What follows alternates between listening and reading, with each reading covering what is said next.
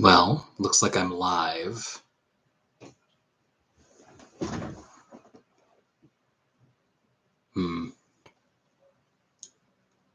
How's the audio? No idea. I'll just have to find out. I forget if I used my webcam's audio last time, so I guess we'll see. Just a little bit of extra for the VOD people. But now, perhaps, for something more interesting. Just monologuing at the camera until someone comes in, and maybe after. I've often thought about campaign length. In fact, length of stuff in general kind of haunts me. You know? I think all the time about series that go on for too long, which, given how streaming services are infamous for cutting shit off really quickly, is kind of funny now. But something I think about. And I also think about that with tabletop campaigns. And more relevant, the current one I am running. I run D&D, like actual 5th edition D&D, for my local game store. And fun fact, it's the second time I've run an actual campaign of Dungeons and Dragons. I've run campaigns of other things, and I typically run shorter things. That's my phone.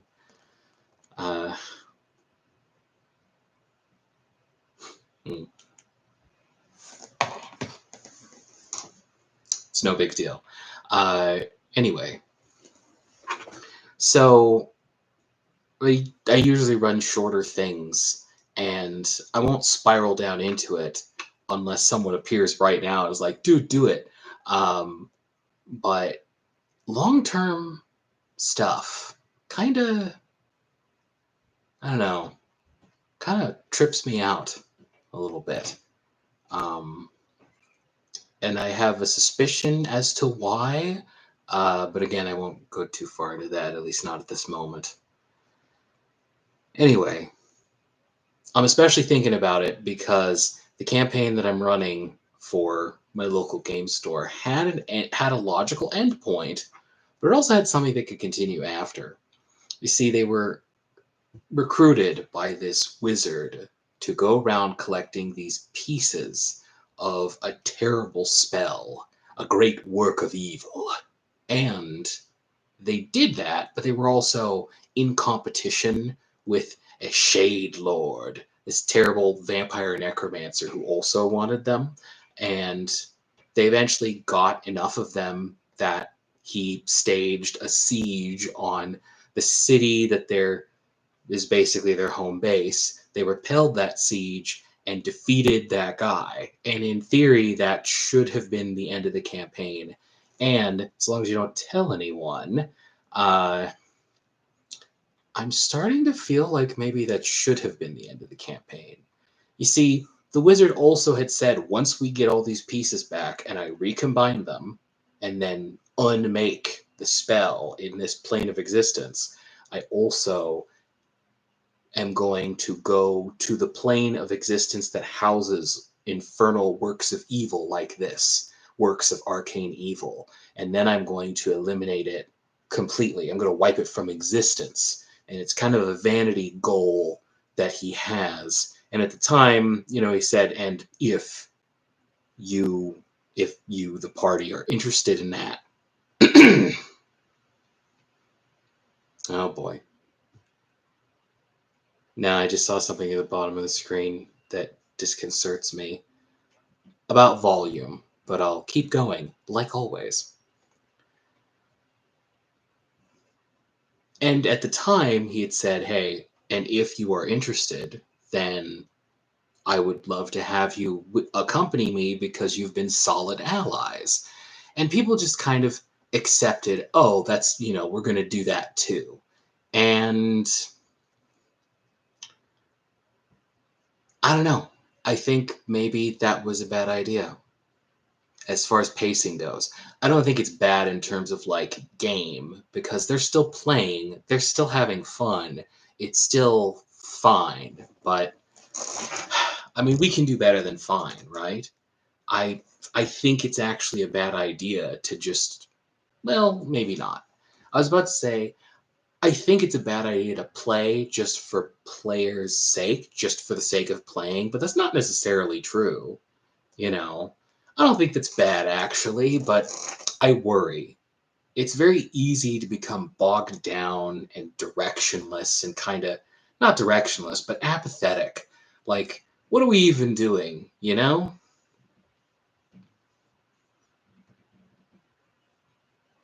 And so after the siege, they started dealing with, huh, after the siege, now whatever. After the siege, they had this other thing to deal with because they got involved with this collector who wanted something from them. That was me dropping the hook for White Plume Mountain, this like published adventure that I think is pretty cool. Because once upon a time, my main game group was going through the Tales from the Yawning Portal stuff, and we didn't get all the way through, but most of the way through.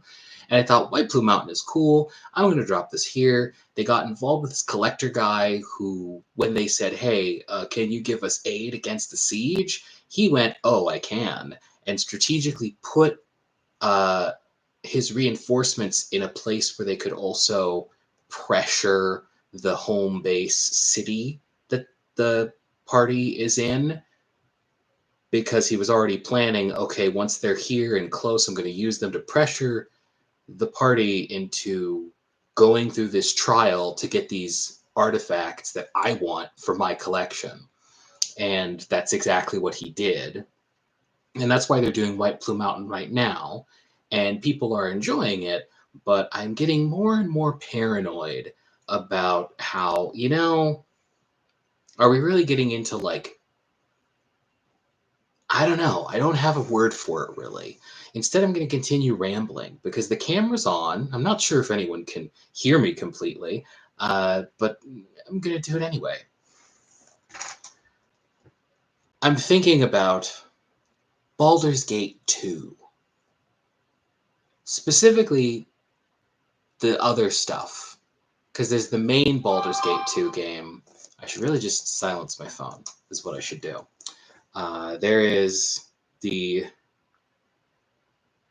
second Baldur's Gate game, and in this game, there's kind of like some after shit that happens. Like you go on the main campaign, you do the main story, and then there's more, which is fine, and I enjoyed it. But I definitely had a feeling of it not being as tight as the rest of the game, even though it like continues the plot and stuff. And so I keep thinking about that, like, okay, so they're gonna go like going to hell and infiltrating this arcane temple sounds really dramatic and is inspired by a moment in the second Doctor Strange movie that came out where uh, Wong and some other character are approaching this temple, and I immediately, despite logic, got hopeful that they would go on some cool ass dungeon crawl through that temple. And I'd been thinking, oh, this is my chance to act on that inspiration. But I become more and more paranoid about how, okay, it's your chance, but at the same time, mm, campaign kind of should be over. Just because you can doesn't mean you should. I don't have any problem with like post game content or things like that, but I don't know, can feel a little just, I don't know, not as good. Not as good. And I'm going to look ridiculous saying, hey, I'm no longer super into the stuff that's going on, so we're going to wrap the campaign and start over. But I'm thinking that's what I'm going to do. Some of that group checks out my stuff. I don't think they check out these, but if they do, then spoilers, that conversation is going to happen at some point. They're getting close to the end of White Plume Mountain, which, I mean, for anybody that doesn't know, It's part of the Tales from the Yawning Portal collection in 5th edition, which is a collection of adventures, old school adventures that were updated or rechanged, reconfigured for 5th edition. And one of them is White Plume Mountain. The premise of White Plume Mountain is this evil mage, Caraptus, steals these 3 artifact weapons from different kingdoms and then uses them as prizes in this dungeon that he has constructed. And then he invites adventurers to try to go through the thing and, get them for his own amusement. I remember really. I remember coming out of that adventure when I and my main group of friends played it and going, wow, I don't know how you make a fun adventure, but they did it. This is cool. I can totally see how this has endured. It probably also helps that it's a unique location, too. White Plume Mountain, spoilers, refers to this semi active volcano that the whole thing is in.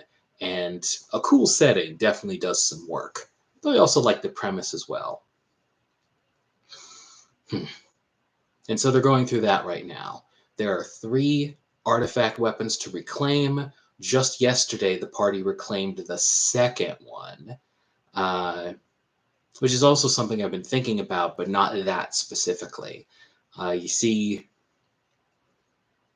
I have been thinking that one possible argument to keep the campaign going or to do the hell mission would be for people to use cool new things that they get out of this adventure or in general.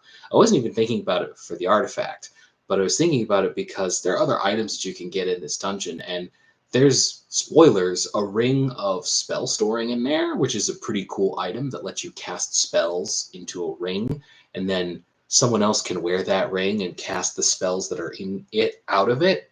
So you can give someone who doesn't normally cast spells the ability to do so, though limited, of course.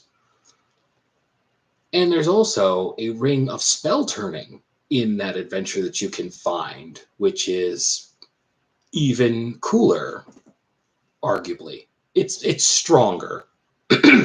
Maybe not cooler, but stronger.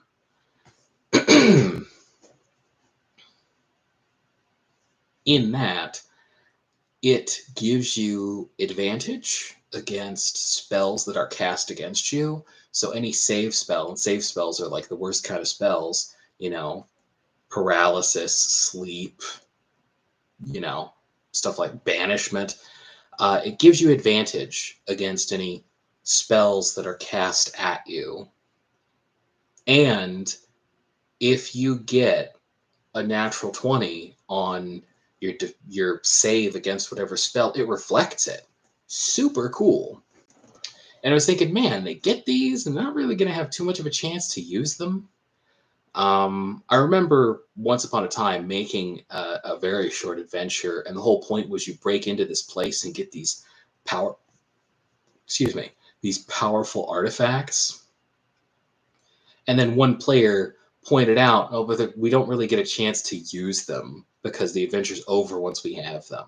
And yeah, man, I didn't think about that, but that's true. And so now I'm thinking about it, and I'm like, man, do I continue? Do I not?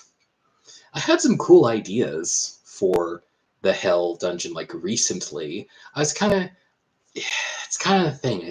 I'm flip flopping back and forth. I think maybe I shouldn't, and then I think, oh, I'm kind of into it actually, and then recently I'm like, I'm kind of not into it, and of course there are other, feelings that influence this. It could just be that I'm feeling not great about other things, and I'm like, I don't know, man. Maybe we should just not bother. Whatever. I'll have time to think about it, but that's, my long way of sharing. Hey, there's supposed to be an adventure after this, but I think that maybe the campaign should have ended at the logical climactic point, and it's gonna feel weird not doing that. But I don't know. I'll do something. I'm gonna wait until White Plume Mountain is done probably to have this conversation with the players, and I'm sure they'll just go, sure, fine. I think there's even one player that would prefer like a new campaign now, and it's kind of like done, and that's fair. They're like level 8 currently. They're going to be level 9 very soon. And despite logic dictating, oh, the end of a campaign is level 20, like, I don't think that's true at all, actually.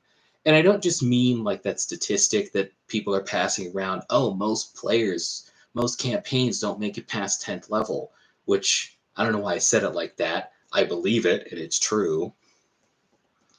But I mean, like, I really feel like there's not a substantial difference between being relatively high level, like 7 and 8, and then being level like 16, 17. It's just like bloated, you know? And since I'm just talking to the camera, I think I'll go ahead and continue talking about this. There's something that would be a video if I stopped and actually made the damn thing, where I would talk about what I feel is the biggest obstacle to people playing at higher levels, or the biggest tripping point, I think, which is that we have no good pop culture representation of what high level fantasy gameplay is, right? Like when it's lower levels, when it's just people with swords and goblins and ogres and trolls, like that's very easy to conceptualize. That's easy to understand. We have tons of representation. We can immediately imagine. But when you're asked to imagine high level fantasy, unless you're a huge Silmarillion nerd, like you got nothing. What do you picture? You don't picture anything, probably. We think of the Lord of the Rings when we think about fantasy, or things that are similar to that. And even though there are some things in Lord of the Rings that are high level, you wouldn't know unless you learned the deep lore behind it. It appears to the person who doesn't really know that the highest level we get is there's a dragon sometimes, and as far as D&D is concerned, dragon fighting level is much lower than 20. What do you do? What is higher level gameplay? What does that look like, and how do you make that engaging? I've seen multiple people talk about this, though they usually circle around the same stuff, which doesn't really solve it for me exactly. And I don't think would solve it for me for 20 levels, quite frankly. One of them is domain play, because I watch like old school YouTube people and people who are into the OSR. There are plenty of people that talk about how, well, when you get to be higher level, you stop worrying so much about like dungeons and day-to-day like typical adventures, and you start having bigger responsibilities, kingdoms to manage, gang wars with like thieves guilds, or construct your own wizard's tower and then getting involved in whatever politics comes from that. And like, that's cool and that makes sense. But I feel that's difficult to really, I don't know. I feel like it doesn't solve the problem completely, because there are people who wouldn't be into that, you know? And if the solution is something that you might be into or you might not be into, um, I don't know. It just, whenever I hear people say that, I'm like, I believe you. I have read the ancient history. I know that that's true. I don't know. Still feels like an inadequate answer to me. There are other people who say something in a similar vein of, well, you need to start threatening people. You need to start threatening resources and things they care about on a much larger scale. And yeah, you can do that, but to me, you can do that at lower levels too. Like, okay, if you do that at like level 10 or 12, then how do you go up even farther without being too abstract? I've heard some talk about how we just got to get really deep and weird with it, traveling through other dimensions and fractals within fractals and stuff like that. And like, that makes sense, but at the same time, that's something that is still accessible at lower levels as well. I was talking about it just a little bit ago, but Baldur's Gate 2, spoilers, there's at least one point where you end up going through like another dimension and it's cool and it's weird and you're somewhat high level, but I mean not super high level. So that doesn't quite do it for me either. And I definitely don't jive with the we just fight monsters with more hit points. You fight stronger versions of monsters you used to fight. Like that sucks. I think that actually sucks. Uh, hmm, I think that actually sucks maybe the most because sure, in a video game or an MMO, if you just increase the monster hit points and increase the monster damage, I think you have a bunch of flashy lights to compensate for that kind of thing. So sure, I guess, but like tabletop, it just doesn't work the same way.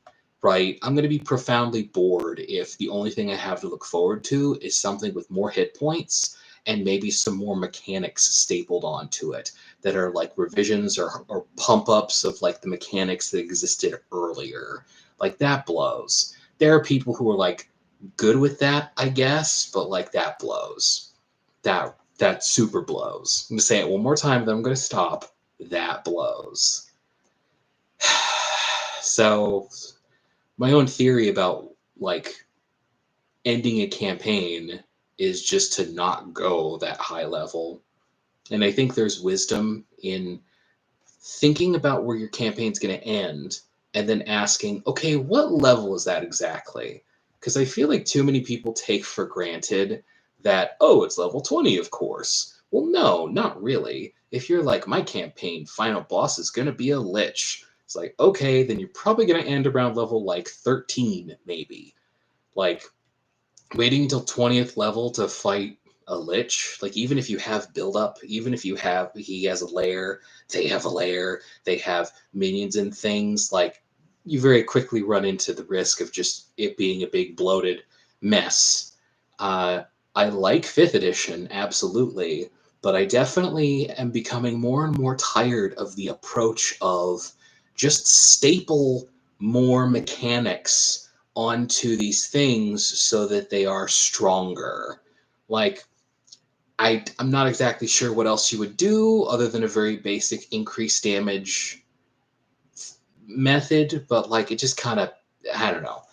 I'm not immune to getting excited about fiddly little bits on monsters because I bought a whole monster book that's basically like that. The MCDM book.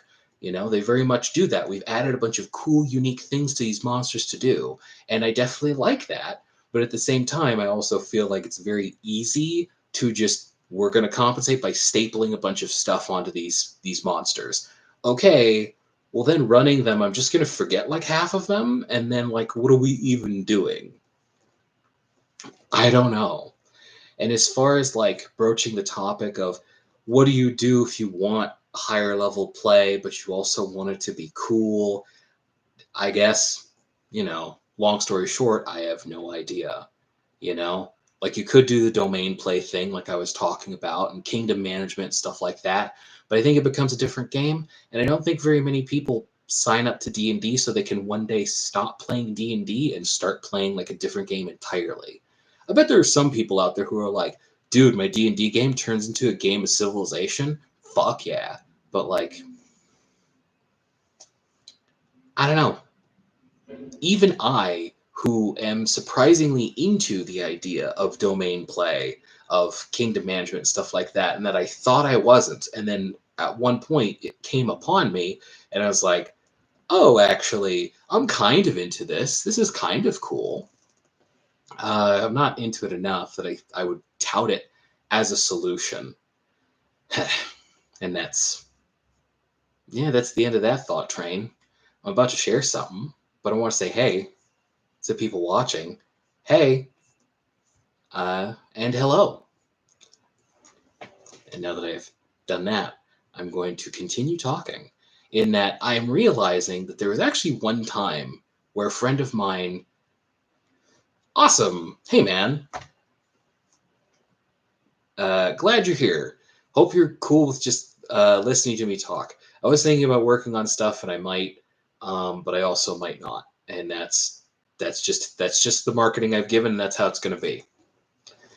I'm just about to talk about a long-term campaign that I was in where we were supposed to get to 20 and we didn't. I think we got to level 16. So we got pretty close. And my friend took basically the only approach that I've ever seen work. Awesome. Glad you approve.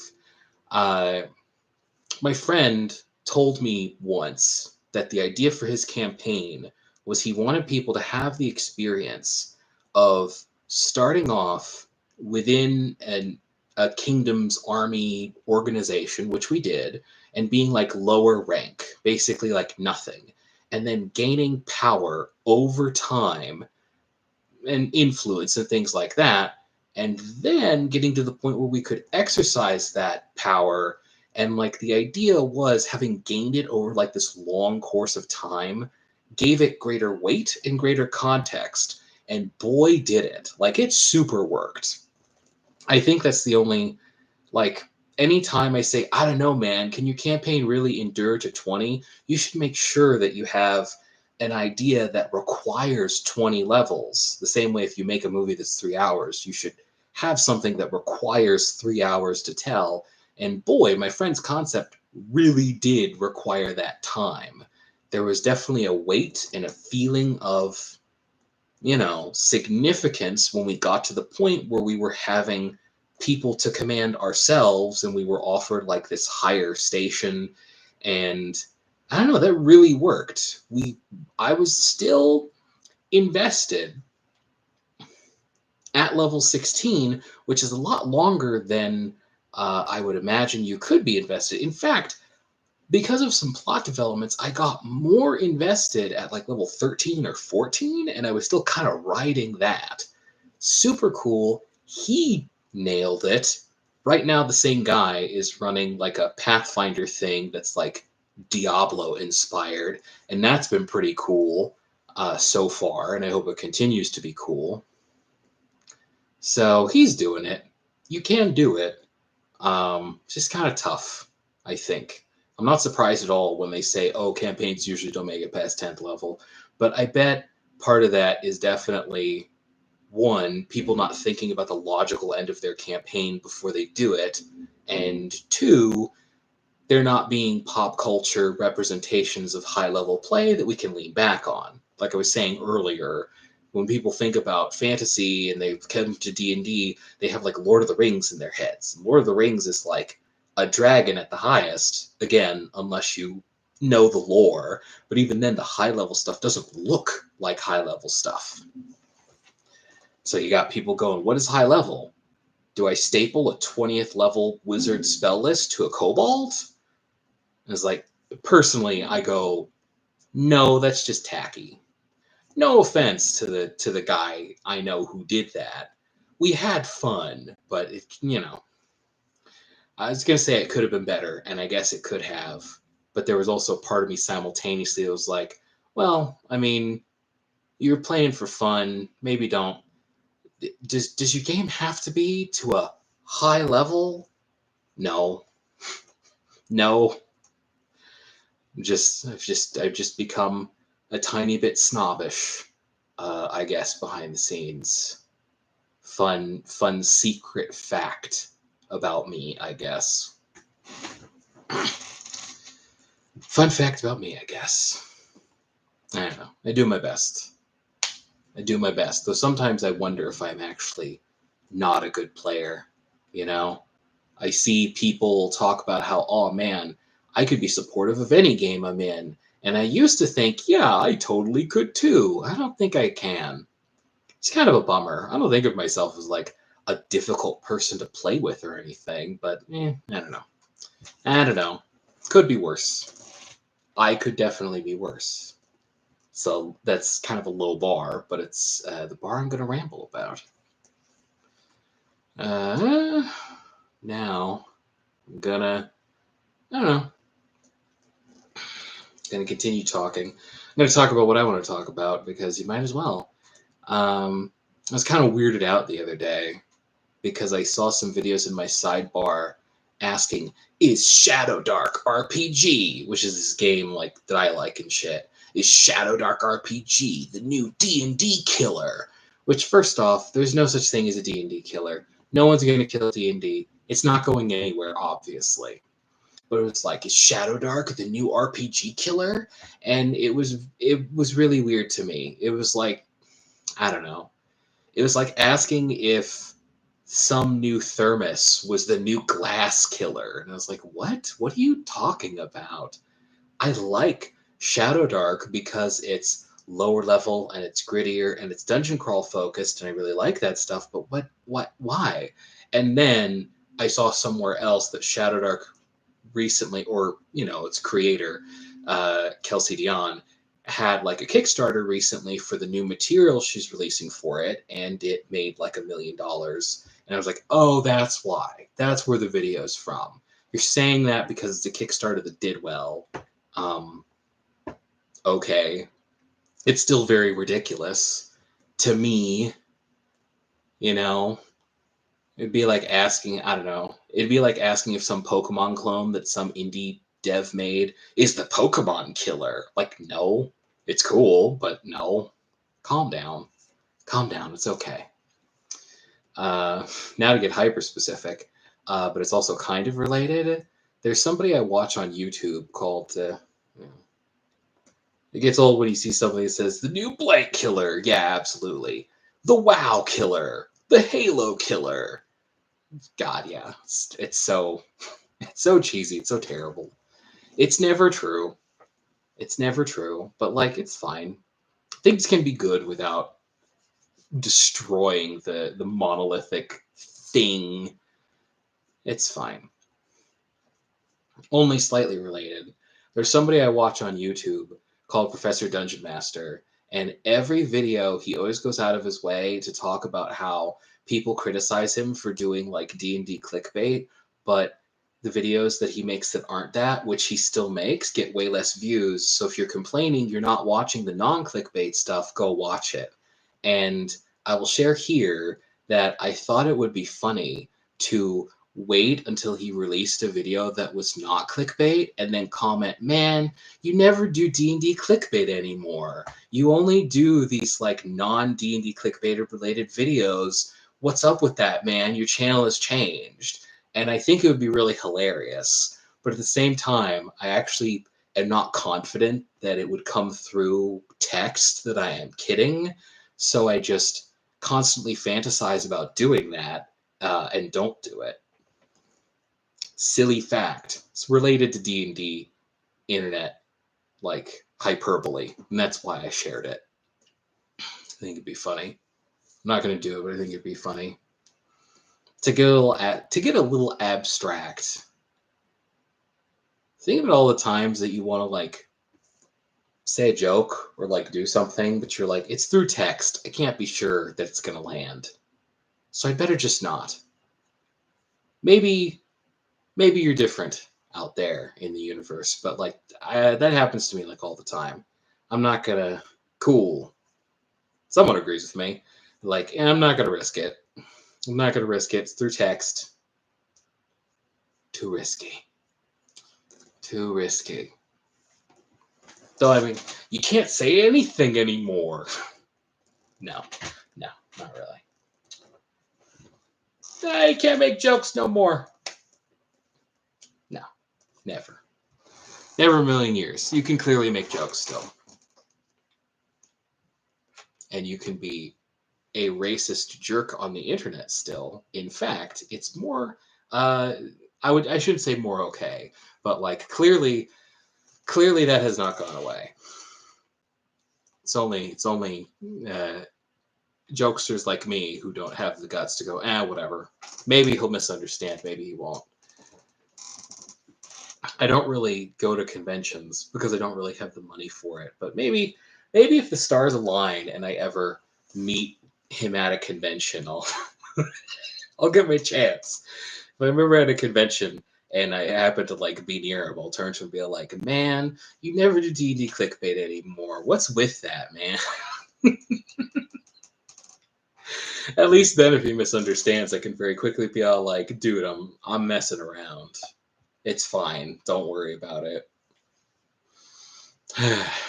Well, that'd be fun. That'd be fun. That'd be fun. I tried to go to not a convention, but I tried to get to like Lightbox last year. It didn't work out though. More on the tabletop front. Um, I've started to think about the kind of campaign. I've started thinking more about my dream campaign. And I've also started to think more about running things long term, which I think I'm going to blather on about. I make a series. I'm working on my own animated series, which, if anybody sees this in the VODs, they might not know because I do the Robin Goblin stuff, and that's clearly like the most front facing thing that I got going on right now. But I'm working on Treasure Takers, which is this dungeon crawl focused D&D inspired series. I market it as 4-person Indiana Jones with a dash of Pawn Stars at the end. And then just wait until someone, and if someone says so, like, like old school D&D, and then I'll be all like, okay, fine, I can drop that with you. Yes. And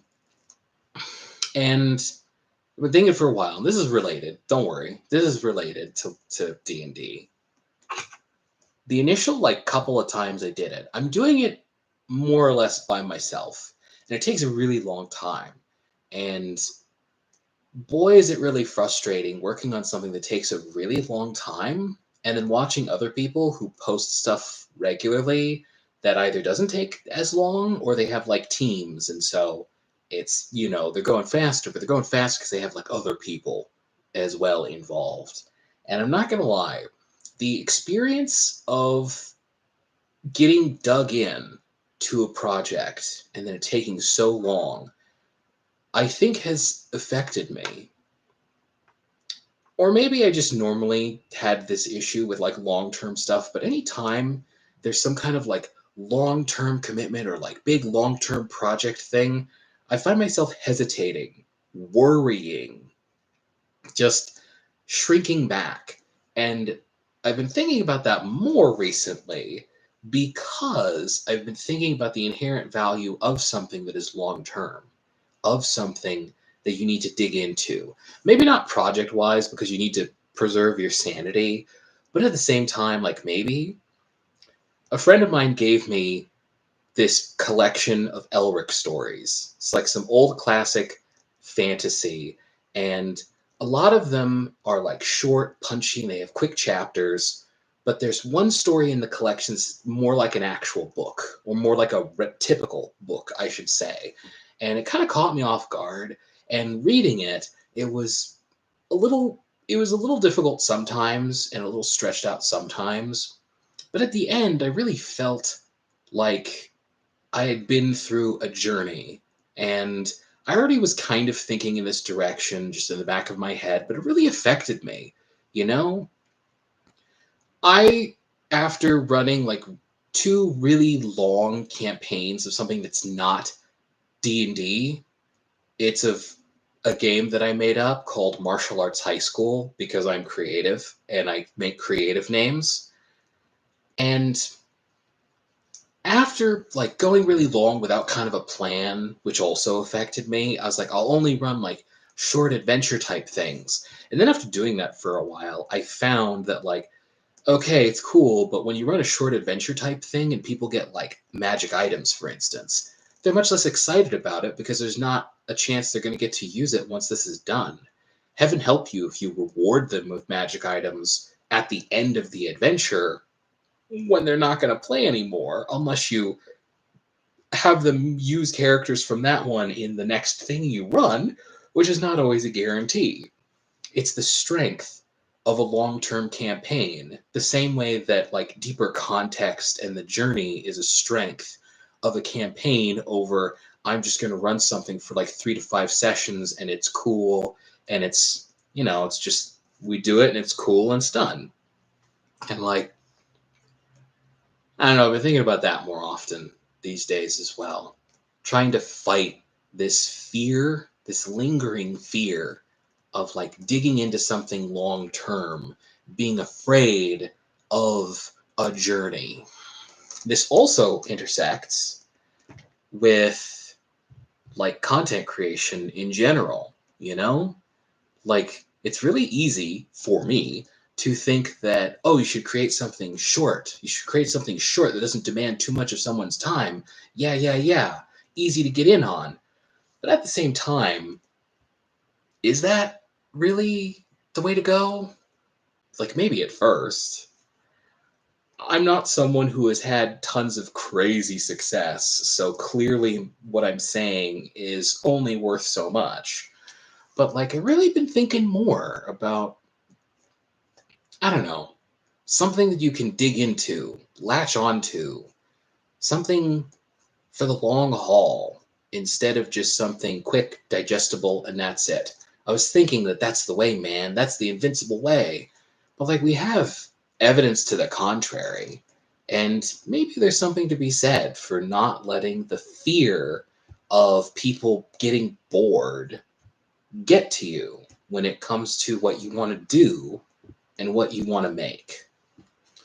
I had a terrible time with Treasure Takers. The first episode that I ever made, I cut so much. Partly because I was starting to get burned out at the time, and partly because I was afraid of, like, oh, it's too much, it's too long. Not only is it maybe beyond my capabilities and I'll burn out and I won't make it, but also I don't want to bore people. I want to like dilute it to like the best and only the good stuff. And I'm still dealing with the repercussions of that. I'm still running into things that I'm like, oh, this wasn't established. Well, it was established in the first one, but I cut that because I thought it wasn't load bearing. I'm starting to get towards the end where we're like righting the ship, but like, I don't know. That's a bummer. But it's something I think about. It's something I think about. Gotta make it short and punchy to make people care. Okay, but people also need something to latch onto. Otherwise, it's disposable. Slowing down and taking time is not only manifest in that, but something else that's somewhat related that I'm going to talk about now. I remember going out to like the kitchen and overhearing like a TV show that my mom was watching, and some woman was complaining. She's being sassy and complaining about how streaming services are starting to release stuff weekly now. What am I paying for if I can't watch it all in one go? Like, what's the deal with that? Why not just pay for cable at that point? And like, there's a valid question in why are we paying for streaming services if they're returning to like cable? And I think tragically the answer is because they're only willing to release them on the streaming stuff. They want you to play the game. But like, I, being more tuned into like media on like a production level, have heard the discussions about how when you drop a show all at once and then someone watches it over a weekend, it just leaves your brain. There's no time to build hype between episodes. It stays in the public consciousness a shorter amount of time, and it's just overall less impact. And then I lived it. Around the first time I saw a video about that stuff, Stone Ocean, JoJo's Bizarre Adventure Part 6, the first part of Stone Ocean dropped on Netflix. And in real time, I had the experience of blowing through it and then realizing it feels like I didn't watch it at all. I blew through it too fast. I went back and forced myself to like I like watching it, so it wasn't a big deal. But I specifically went back and watched it slower because, like, yeah, man, I actually think it's unhealthy for like show stuff. And the reason why I bring it up is because I feel it also kind of ties into what we're talking about.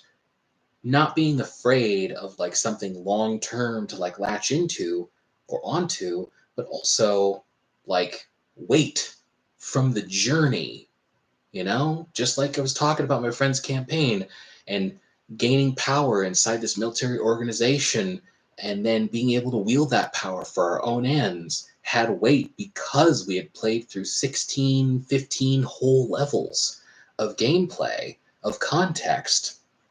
Just in that same way, watching, I'm going to talk about a different show now, watching Delicious in Dungeon every week over the course of their season, I really came away feeling like I had gone on a journey, and it stuck with me better, more. Definitely more than if it had just been a series of YouTube shorts that you just blow through all at once and that's it.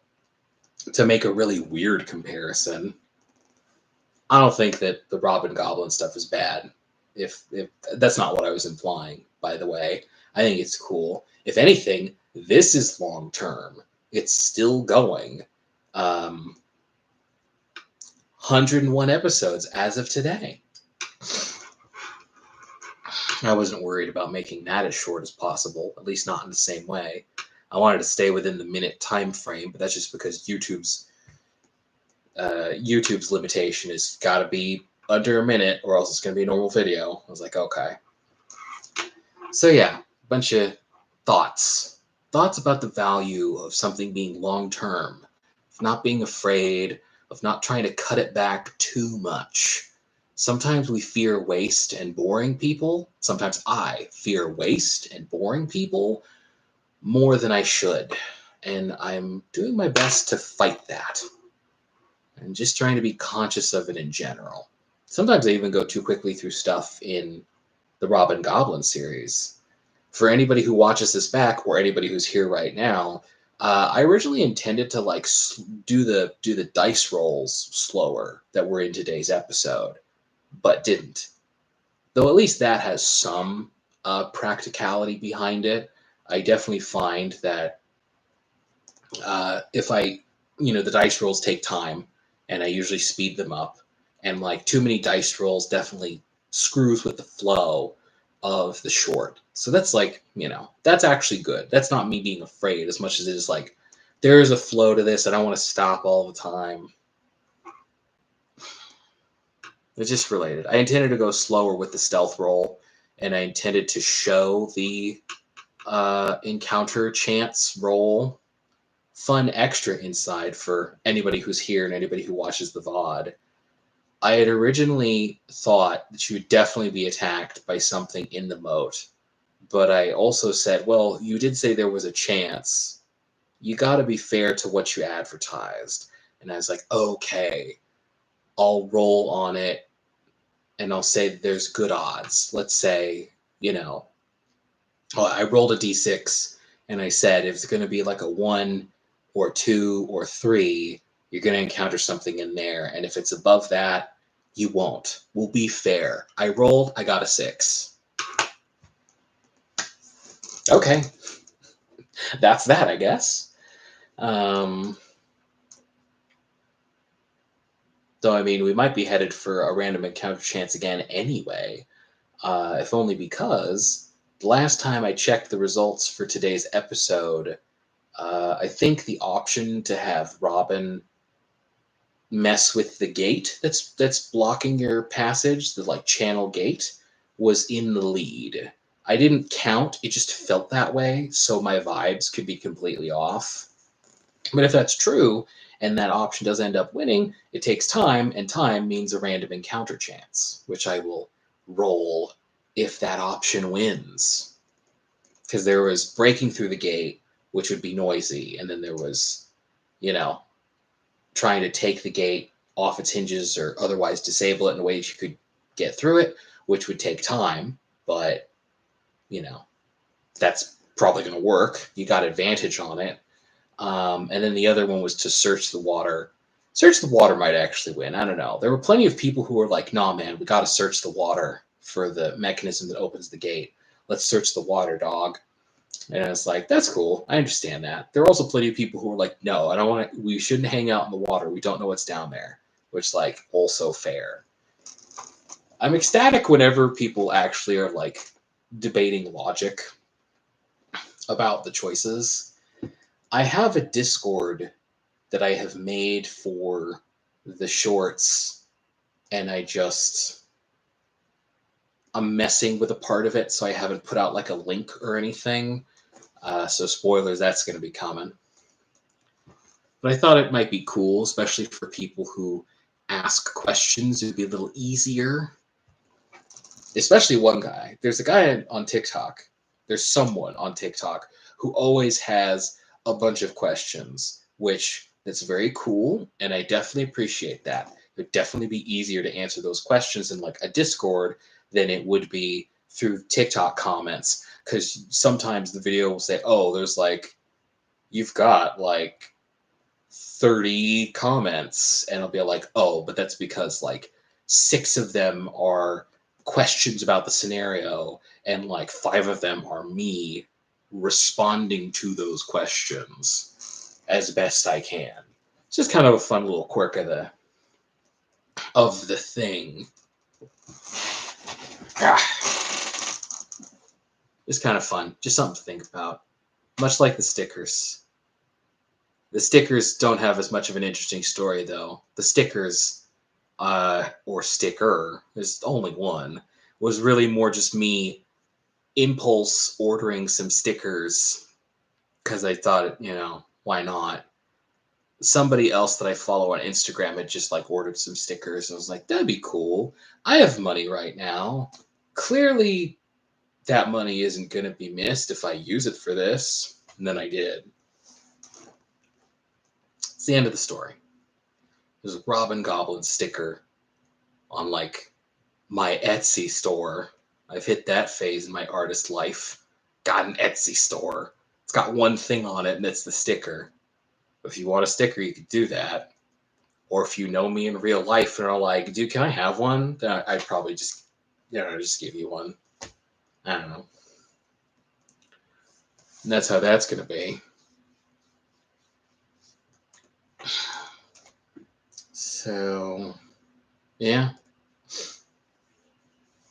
Since I will continue talking, I committed to an hour, and it's not quite an hour, but we are coming up on that. So, to continue, I'm going to talk about, did you know that my friend who's running the Pathfinder thing right now, I am playing Robin Goblin in that. I thought it would be fun. It's going to be dungeon crawl focused because it's like inspired by Diablo. Thanks. I appreciate that. Thank you. Uh, since it's inspired by Diablo, it's going to be like a dungeon crawling type thing, and obviously rogues who are good at detecting traps and stuff will be useful. And because I thought it'd be fun, I'm playing Robin Goblin in my friend's Pathfinder thing. And so far, so good. We had like a first fight in the Den of Evil, which I think is my friend's custom invention.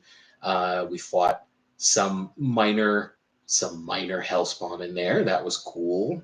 He's doing his thing with shrines. He's got the shrines in there. And that's been cool. We got some loot from one. We got a boss fight from another. That's pretty cool. Right now we've arrived in Tristram currently, and we're going around talking to people, more or less. We got there, we got an inn for the night. One of the players took the GM up on the offer to play like a canon character. So we've got one person who is a huge Blizzard fan who is playing like King Leoric's son, Aiden, I think. I think that's the name. I've only played like 3 sessions with the character. And so there's been a lot of bits where people are coming up and like wanting to talk to him because he obviously has some importance to like the region. But also the GM has done a great job of like having these other people who are in Tristram who are mercenaries, which I think is more of a Diablo 2 thing. But like that's what you do when you make something good like this. You bring in all the stuff into it. And so we've been meeting like cool mercenaries who are around and have like their own goals, but also are like down to party with us. We met a crusader among other people yesterday, who I thought was a paladin, but above board we were told that she was war priest, and she specifically was like, "Yo, dog." She didn't say it like this, but she was basically like, "Yo, dog.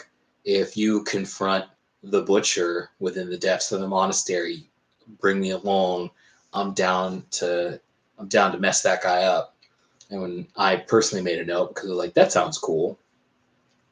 I like it in games and stuff when there are people who have like specific goals like that. I think that's really cool. So I'll definitely remember her, even though I don't think I wrote down her name. But it wouldn't really be a D&D player's notes if they wrote down the names. You gotta refer to everybody indirectly as that one guy or the person with the thing or whatever. I mean, come on. Even like, when I run games, I typically give people regular or normal names like Jim and Hawk and Ethan, because I figure it's like easier to remember and easier to talk about, and also I don't know, I just like more direct names. But even then, I'm sure that there are plenty of players who are like, the guy who wants the thing and we were going to do the stuff. It's like, yeah, I understand. But that's been going well.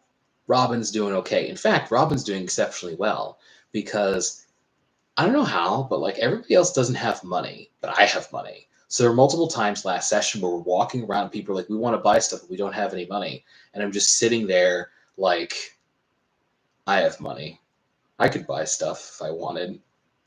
I don't want to right now, but I could. All about that money. All about that money. Robin. Robin Goblin.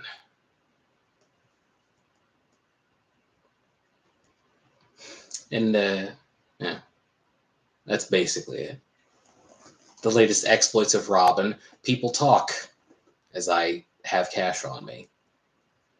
We're making plans. There's this really cool thing. I don't know if it's from like the Diablo lore, but like yesterday it was really interesting. We got a lot of people talking about this one dude who has, now that the king is dead, basically has like hoarded his own personal he's hoarded like the town guard to himself. The town is in like really bad shape, and like basically ragtag groups of mercenaries are having to defend Tristram. We already knew that. We already heard about that. But last session, yesterday, we heard more about how this dude who wants to be the next king has basically hoarded the town guard to himself, and that's why things are going so poorly, which was a really cool, um, I think, a really cool detail. I was very interested. There were a few other different contexts where the dude came up. Um, I mean, which I also think is cool. It's just cool in general. The dude's definitely put like a lot of passion and effort into it, and I'm down. Like it's been a while since I've really felt like, man, I'm in a campaign, but like, man, I'm in a campaign. And there are moments where I worry about getting tired or getting restless with like what I'm doing. And much in those times, like in the other times that I talked about, I try to remind myself of the value of settling in to something long term and the strength of that, the weight that it can add, and just generally the positives of doing so. And so far it's worked. I'm definitely not like dreading anything yet. I'm still only level 1, so we'll see. Hell, I might even start talking more about my exploits in that game on this stream. That'd be an easy thing to do. Pathfinder yesterday, because we play on Sundays. How did it go? Pretty cool. Or maybe not. I have some other ambitions for streams, like playing D&D with the comments, with the people who show up. I'm interested in doing that again. I just didn't do it today, obviously. In fact, I'd really like to use like stuff that I made myself, but I have to sit down and actually make it, which has been a little, something I keep going on around and around on.